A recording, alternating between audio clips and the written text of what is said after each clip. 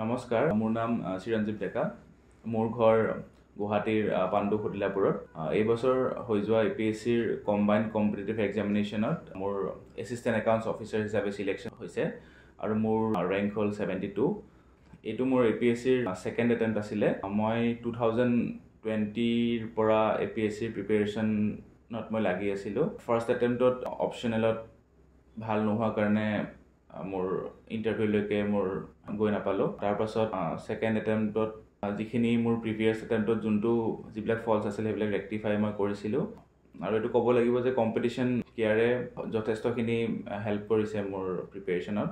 তেওঁলোকে যোনটো previous year question paper solve কৰাত যোনটো এমফেচিছ দিছিলে আৰু ৰাইটিং প্ৰেক্টিছ কৰিলে কিদৰে মেইন এক্সামিনেশ্যনত টাইমলি পেপাৰ্ছবোৰ কমপ্লিট কৰিব পৰা যায়, সেইখিনি টিপছ অংশুমান ছাৰে সেইখিনি টিপছে বহুতখিনি সহায় কৰিছে।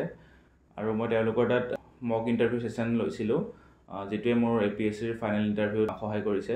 তেওঁলোকে যিখিনি মোক টিপছ দিছিলে সেইখিনি যথেষ্টখিনিয়ে মোক সহায় কৰিছে বুলি ক'ব লাগিব।